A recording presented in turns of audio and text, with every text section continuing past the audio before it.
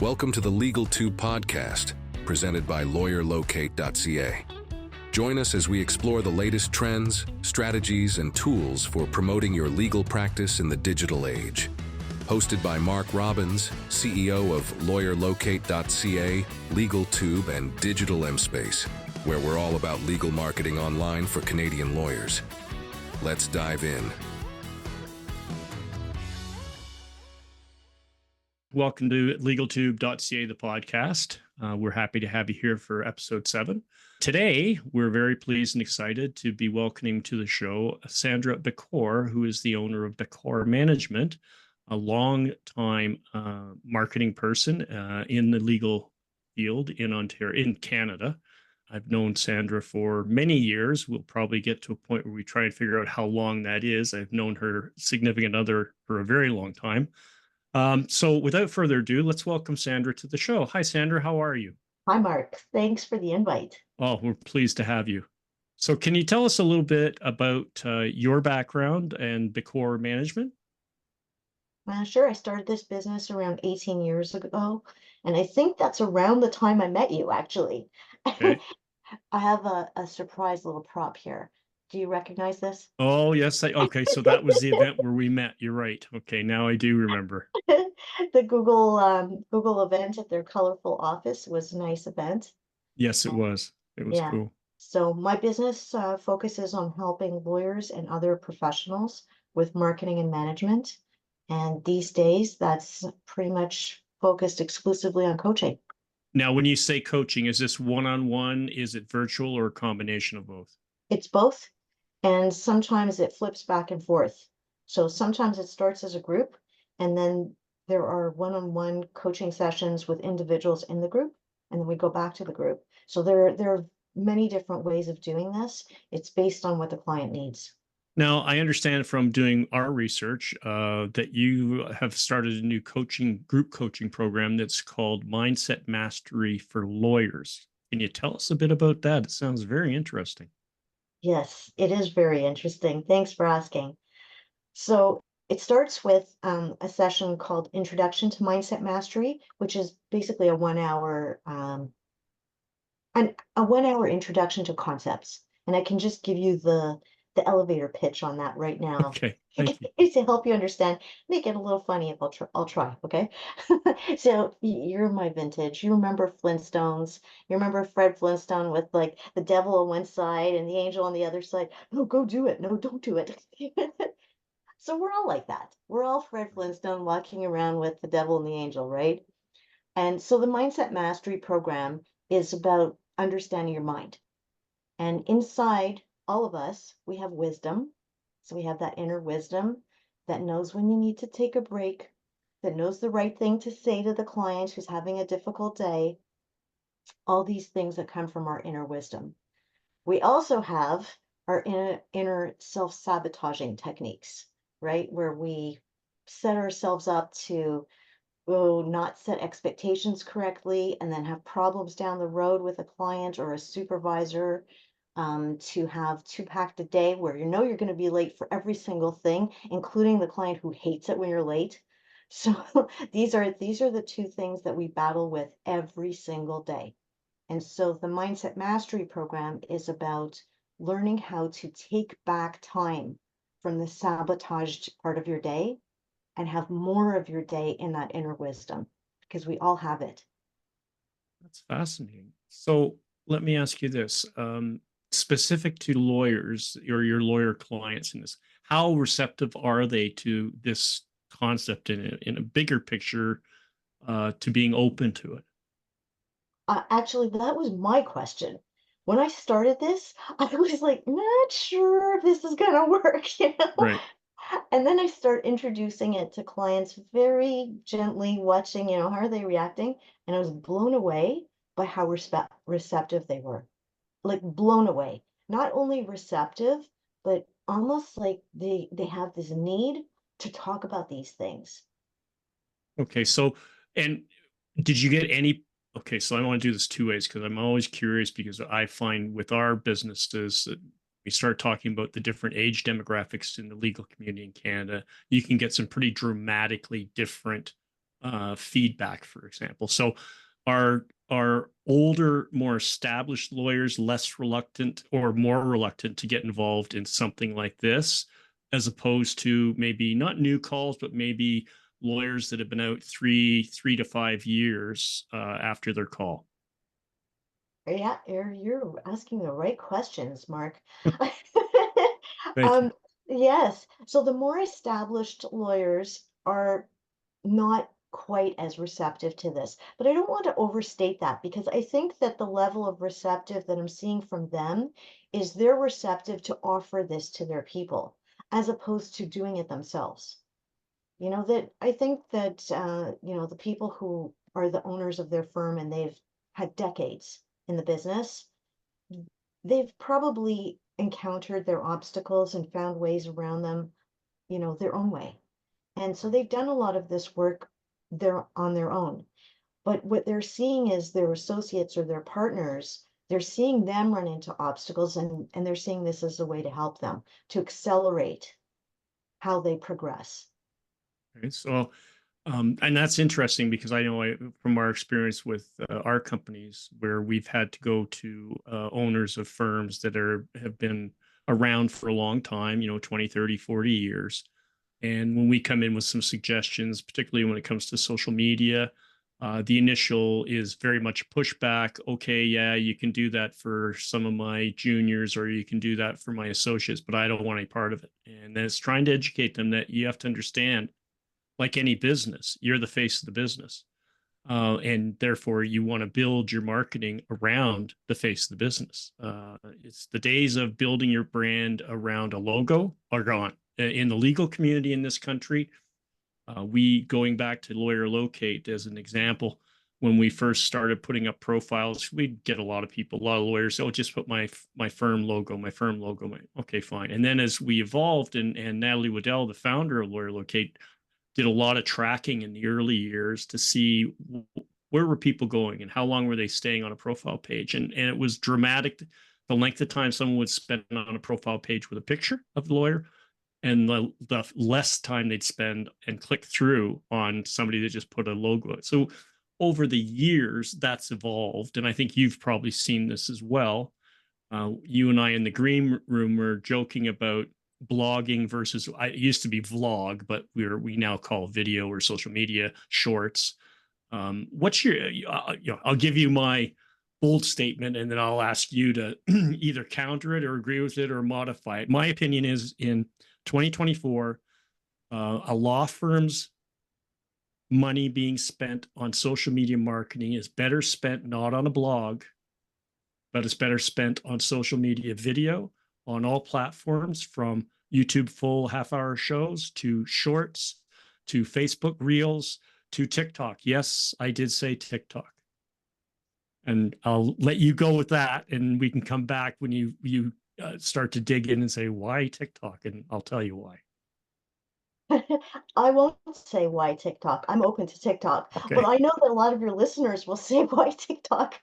Right. But what I will say that's slightly different from what you just said, Mark, is that, what I've seen is a lot of lawyers have different talents. So, and different receptivity to doing marketing. So I try to avoid coming in with a canned approach, Right. and especially with the ones who don't have experience, where they're hesitant to begin with, and sort of make space for them to say what would they be most comfortable with, at least in the beginning. So what comes naturally to you? Do you like to write? Do you like to talk? Maybe just getting on social and finding a way to network could be your sweet spot. You don't even necessarily have to create video or write content. You could come up with something that really uses your talents and your natural instincts. Um, if you're doing short videos, that's very different from doing longer videos. If you're doing educational stuff versus controversial, hard-hitting, or conversations with people, these are all very different. And so finding the way that leans into your strengths makes it less stressful, and you're going to show up more interesting. Exactly. And I take your point to be well founded. I know the dramatic statement I use, blogging is dying. I should qualify and be very specific. The legal vertical in this country, Canada, and the blogging, the most part of blogging that's not functioning anymore is the long, exaggerated, detailed legalese blogs. Because I've done it. I've done tests with our clients that swear by their blogs. Oh my God. And then we start looking at what's the important thing to look at? Is it important to look at the number of people that view it? No, because that's not necessarily a valid way of assessing. The best way to assess a blog is the comments and who's commenting. And I've demonstrated to many lawyers with their long blogs, the only person commenting is another lawyer. Is that who you want? Is that what your target is? Is your target a competitive lawyer who wants to argue points with you on what your blog was? Or are you looking for clients? Because the way you're blogging, you're not getting clients. If the clients will comment, if you're targeting a client. Same as with our videos. And when we recommend doing videos in all levels, whether, like you said, if it's a long form video, if it's a 2.5 minute short, if it's a minute and a half TikTok, it's very simple. It's be yourself, be vulnerable, make mistakes. The reasons we do our show and we do other client shows without an edit, like we do them live and we leave the fubs in because we know from research, people don't want to watch CBC on YouTube. They don't want to see that structured studio. I've got a script. Here's my questions. We're going to expect you to answer this way, blah, blah, blah, blah. No, people want to see you talk and be human and like you said, have a conversation. And if you flub something or you mispronounce it, albeit I'm not taking it out because that helps to get me an audience. And if I get an audience, you get an audience. So I'm going to debate the blog with you. Okay, fair enough. I want to go back to that lawyer who feels more comfortable writing. So if Right. this person is a little bit, less comfortable with the networking, less comfortable with the video, their entry point is writing. They can still do, even if their entry point is long form writing, there's still a place for that type of marketing if they do it the way you were talking about, which is be authentic, be vulnerable. You can talk about the law in a way that is storytelling, in a way that Right. educates but avoids, like you suggested rightly, Mark, stay away from the legalese. Remember who your audience is. It could still be a long article. If that's what comes naturally to you, start there. And then if your audience doesn't want to read long form, pull out little pieces and do teasers on social or do little videos. So this is what I've done with clients who aren't comfortable with video, but they're comfortable with writing. Write the article. Okay, now that you've got the article, do a short little video based on 1 or 2 or 3 sentences in your article. Now at least we have some video. And now you're getting used to doing video. But they started with the article. And the article is good because it's not legalese. I don't disagree. And all I'm going to say is the only thing I would change on what your point is to in my mind, to bring it to where we are in legal marketing in 2024 going forward. I would first off say, you can call it a blog because that's what you're used to calling, but let's call it what it is really going to be. It's a script. So you're going to write a script and then you're going to get that all done. And yeah, you can publish your script in text, and same as you would on YouTube, you can publish it with the script available in print. So you have both options. But I said, then you're going to take that script and you're going to go to a place called InVideo AI.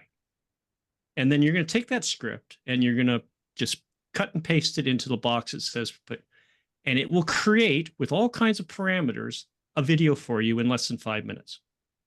And that will take your script, it'll narrate it, it'll bring in visuals, it'll bring in movies, it'll bring everything to you.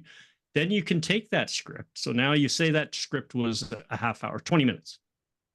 So then you take that script and then you go to Opus AI, you plop it in there, and it will give you 30 ranked shorts in less than 2 minutes. So now you've got 30 posts. You've got a long form video for YouTube that you can anchor on your channel. right? You've got all these posts that you can put on every short form video content social media platform. So there's just an easy way to take one form and make it into multiple forms. Right, and that's smart. That's leveraging, and that helps the person who's feeling reluctant to do this. It helps them to buy in because, like, wow, look what you're going to get out of this. Yeah, I keep going back to because I can relate. So we have a client in family law, and the head of the firm is very reluctant to be on video herself. Doesn't want her face there, and it's like she's very. It's not a negative thing. She's a very attractive person, very well spoken. And so this is what we ended up having to do, and said, okay, well, you write the scripts, or we'll help you write them, and then we'll create the video that will not involve anybody being live on camera. Not my most recommended way, because I still believe people want to see, they want to know you. You want me to give you $5,000 of my hard-earned money, which is entry level for most family law matters. Then yeah, I want to know who I'm talking to. Am I talking to the lawyer? Am I talking to the clerk? And that's been historic, throughout all time with lawyers and clients, and even corporate clients. Part of the reason I think that, and we predicted this about 15 years ago, that the big major firms' days were numbered. And sure enough, the big major firms are not around anymore like they used to be. So you've got a few big players still on, but even McCarthy Tetro cut their family law division. That was huge. That was like 3,000 lawyers gone overnight out of McCarthy Tetro. So the market has changed, and it evolves, and it continues to evolve. I still believe that the market in Canada for legal marketing and for firms is for solo practitioners and small boutique firms. That's where I think the real core of the legal industry is in Canada right now. Well, I want to pick up on something you said earlier, Mark, about, the general statement about, how to do the marketing. And the other aspect that you were talking about is where to place things, where to distribute your content. And I actually would like to argue for the side of less is more. Okay. I don't think that they need, and I don't object to TikTok, I don't object to Instagram or any other place, just, for the sake of it. The What I object to is creating a long list of places where you need to distribute your content. I think that, it helps your content to go further if you're more engaged with the audience on that site. So, for example, if LinkedIn is the place where you naturally have a big network and you have very deep connections, these are people you really know, you have history with them. It's better for you to have, even if that's the only place that you put your content, it's better for you to have real conversations, follow the feed, read what other people are writing, comment on their stuff, and have actual interesting back and forth rather than try and fit it in so that you put your content on 6 other sites. You're going to go further if you actually go deeper in your conversations with people on one site.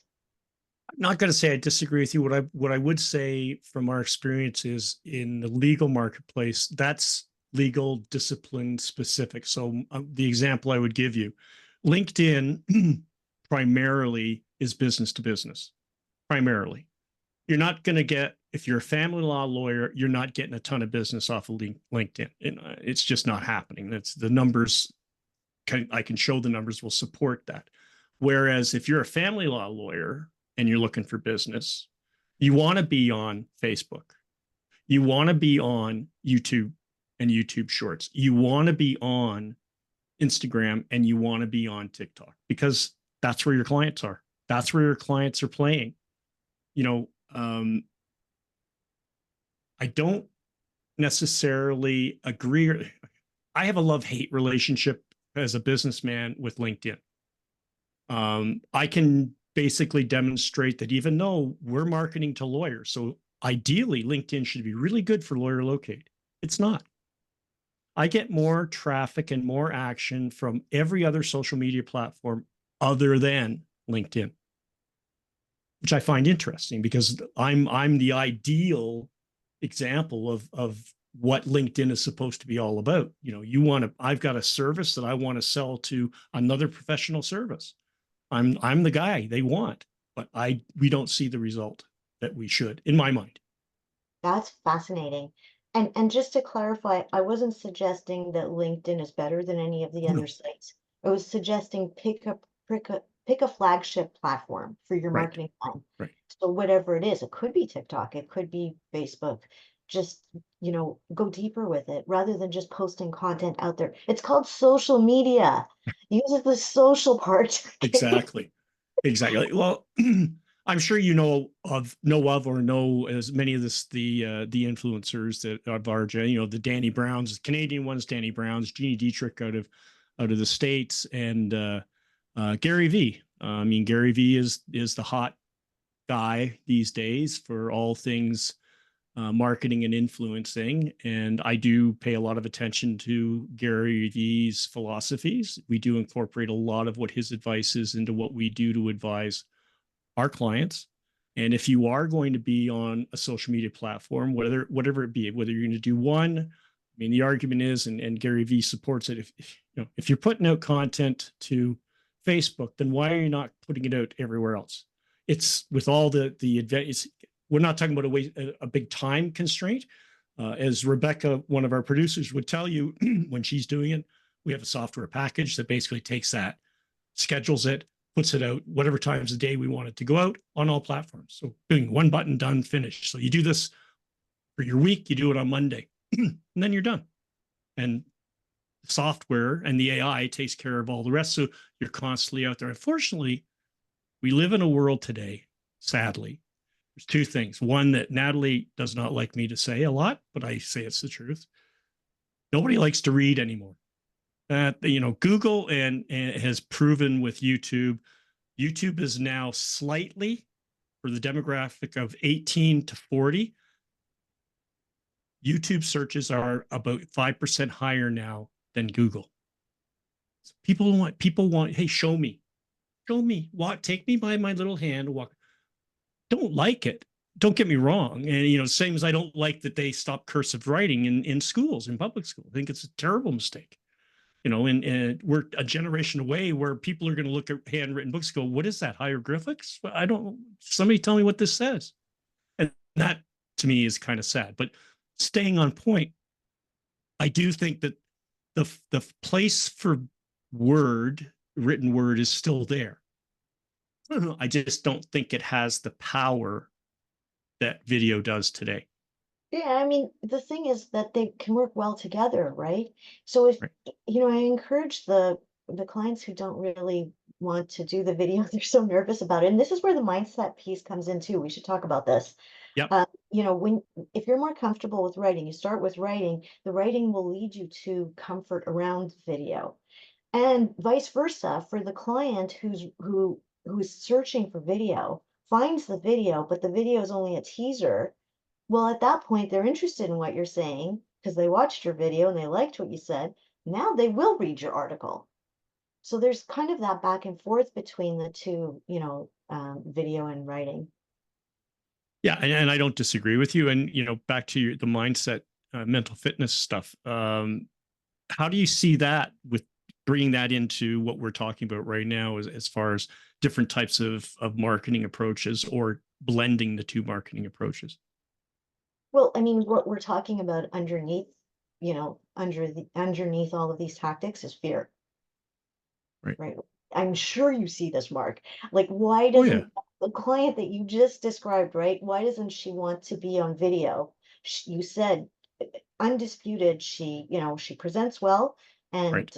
put together well, and she knows how to speak. She's articulate. It's just fear. Yeah. So that's mindset. And what is the reason for her fear? Her fear is going to be different from somebody else's fear. So overcoming this fear unleashes potential in a much bigger way. And you don't have to do it like somebody else. You can do it your own way, but at least accept the fact that your starting point is that there is fear. And if you Yeah. understand what that fear is about, for you, you can take steps to overcome it and do things that feel brave and start to see success. And it relates to marketing exactly the way you just described it.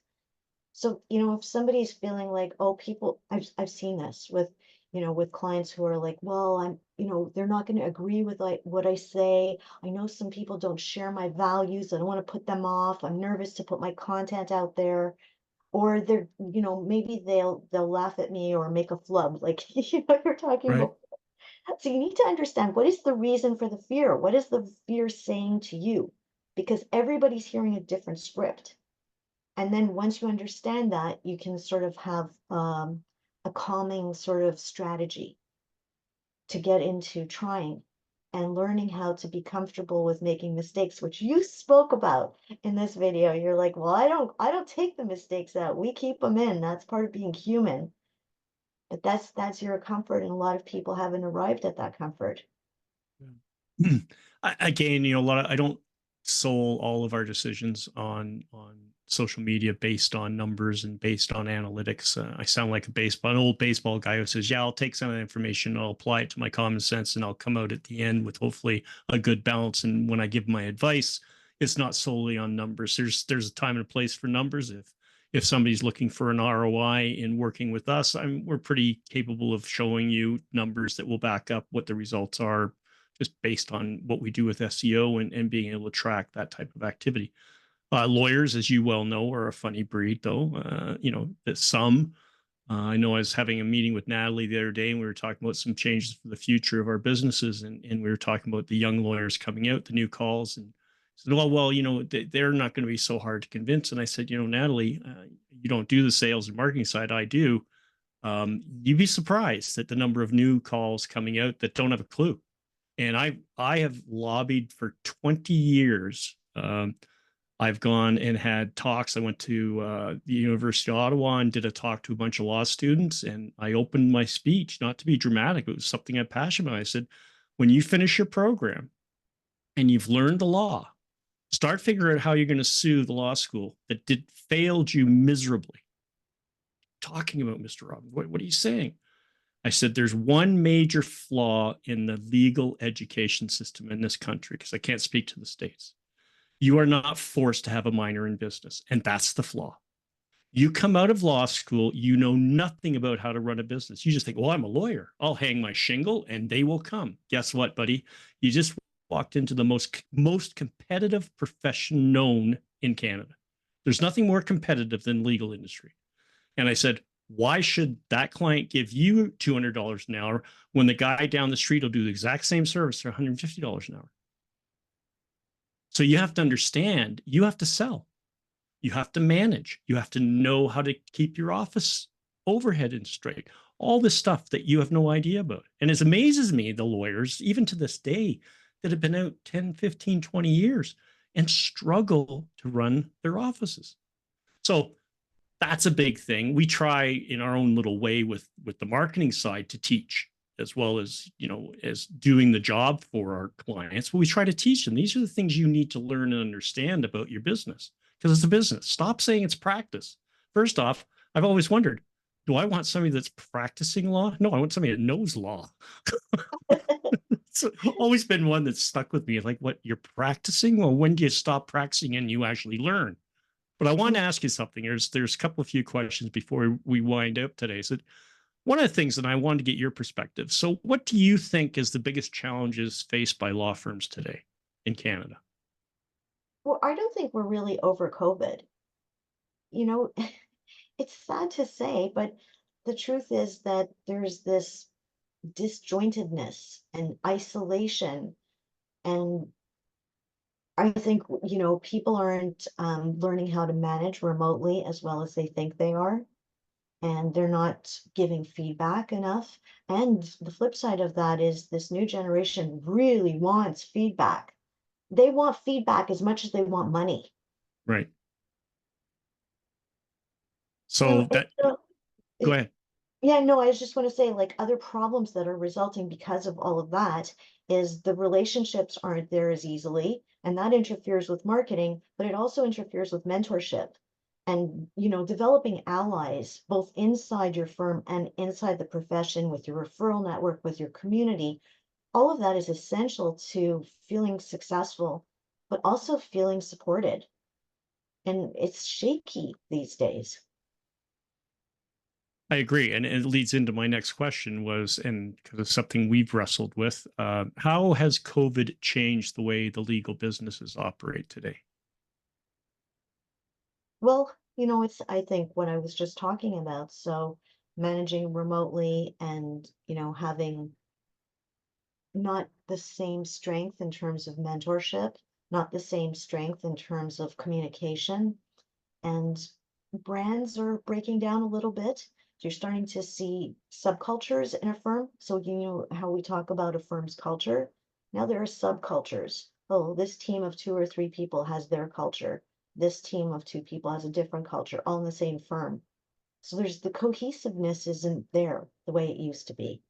And they're not even using their offices as a way. And by the way, there's a good way to do it. Some firms are starting to be progressive about that.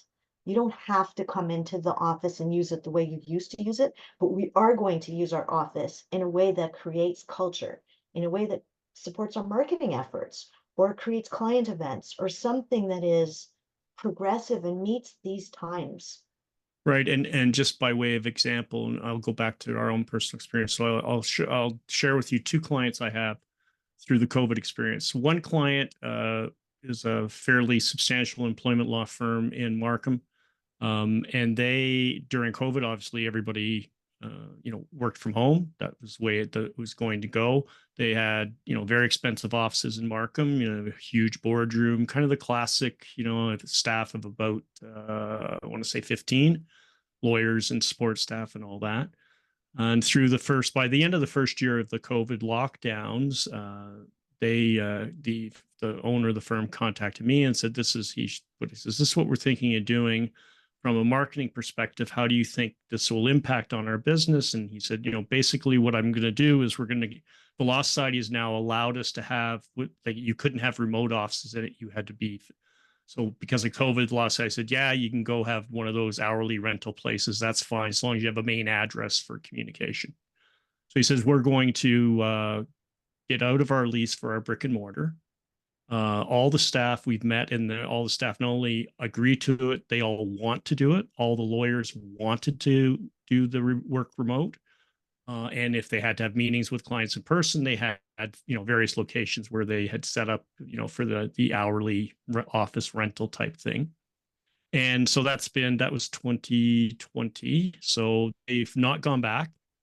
They've thrived. They've seen no dip in business whatsoever. The staff, right, they have a great staff. Now this lawyer is smart. There are functions for the staff almost monthly that brings everybody together, and it can be a dinner, it's going out to play golf, it's going to the baseball game, whatever. But so they're smart enough to do those things to keep the culture alive.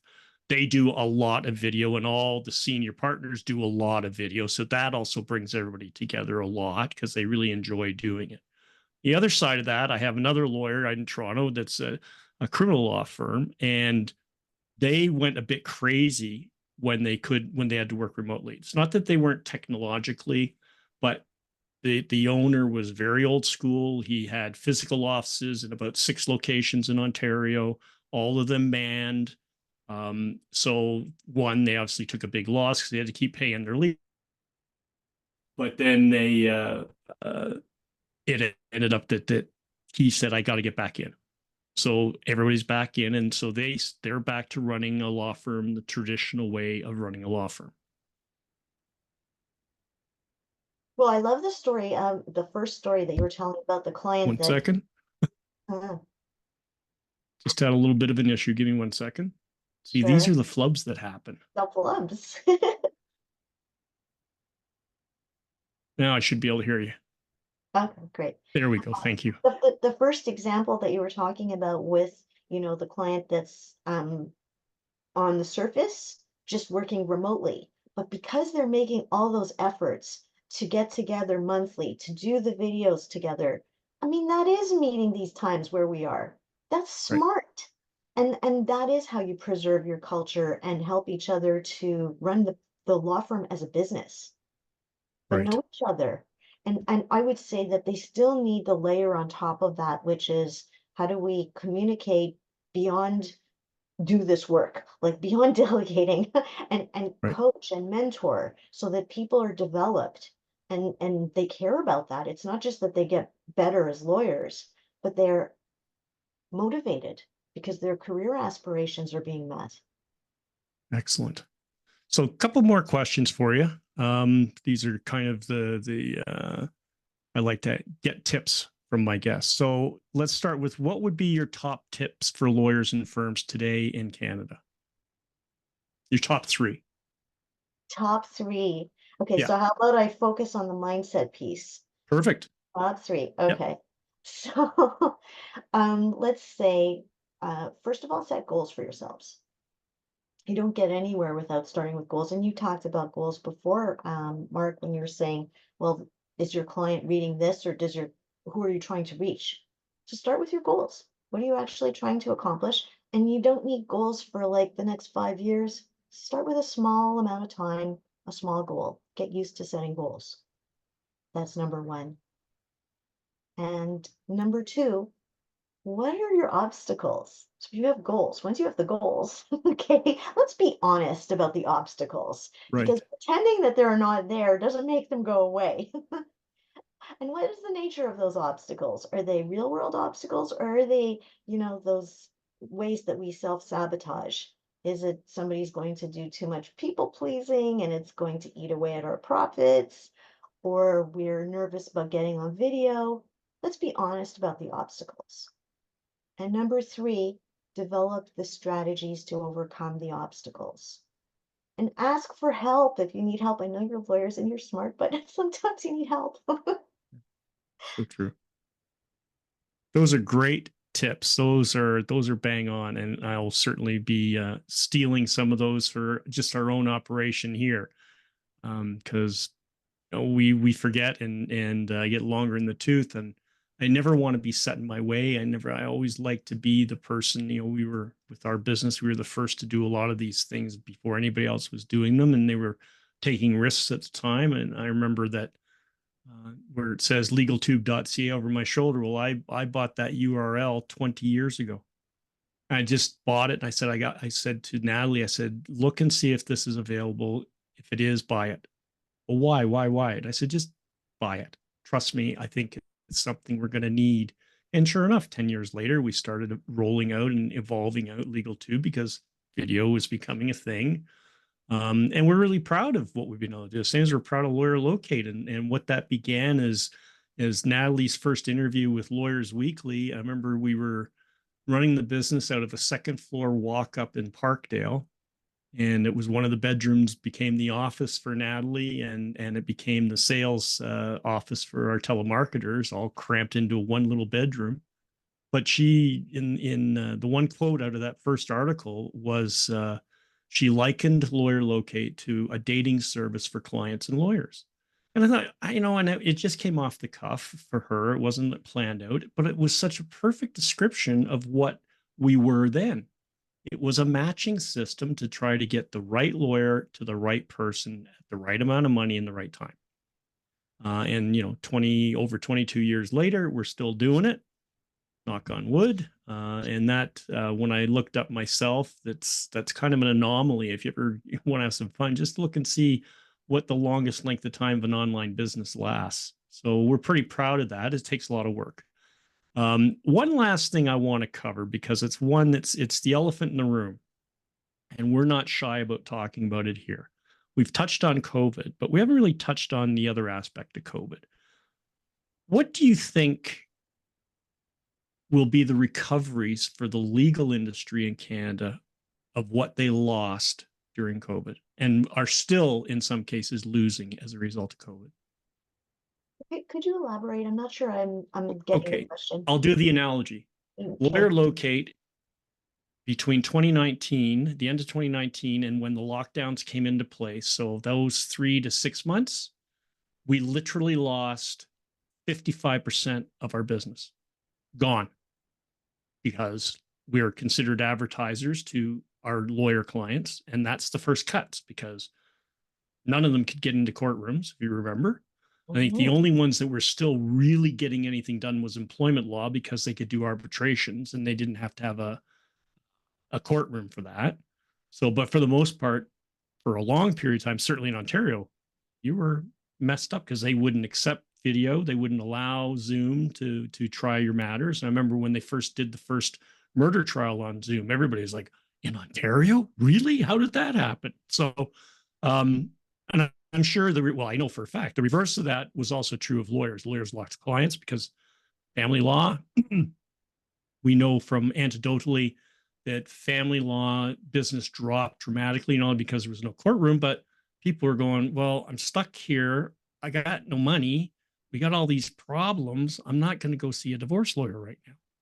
So I'm just wondering if you have a sense from your clients, if there was a bigger impact, lesser impact, or is there still an ongoing impact as a result of COVID? Thank you for explaining the question. I would say that the answer is different for all the firms. Some of the firms came out of COVID winning, literally winning. Like they have more work than they know what to do with, and making more money and getting high profile in the public, hiring people, and others, it was crushing. And then others, well, we were already on tech, we kept going with it. It's not really a big difference. So it really depends on their circumstances.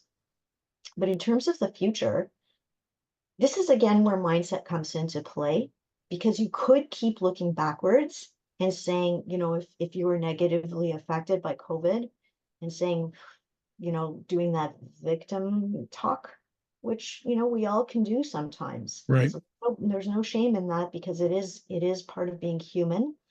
But it doesn't take you to a better place. And so it is more helpful to say, this is where we are now. Okay. What are the opportunities in front of you today that you didn't have a couple of years ago during those times? Now you have tech, you have maybe different areas of practice arising. Maybe there's something that you're interested in. Maybe different people are looking for work that you didn't have access to before. Maybe there are ways of working remotely all over the place in a way that could be interesting. There are opportunities today that you didn't have a few years ago. What about those relates to your personal desire, your goals? Always goes back to the goals. And I'll say for myself, before COVID, and I, like you, Mark, was affected by the pandemic, my business was definitely affected by it.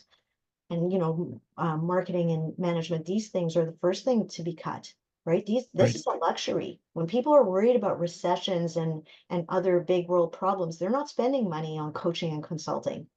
And so what did I do? I used that as an opportunity to get my coaching training. And so now I'm a positive intelligence coach, and I'm doing work that is so deeply meaningful for me. This is the gift that came out of COVID for me. Honestly, it's like work is a pleasure. I didn't have that before. Well, that's awesome, Sandra. I got to tell you, you are an amazing guest. I really have enjoyed this time. And I'm known to, I won't say steal, borrow from other online influencers that I like. One of my favorite shows online has become, it's a bit of my guilty pleasure, is a show called Hot Ones. I don't know if you've seen it or heard about it. It's an interview show in the States where this guy, Sean, interviews celebrities over 10 wings. So they put out 10 wings, and it gets progressively hotter, hotter, and hotter.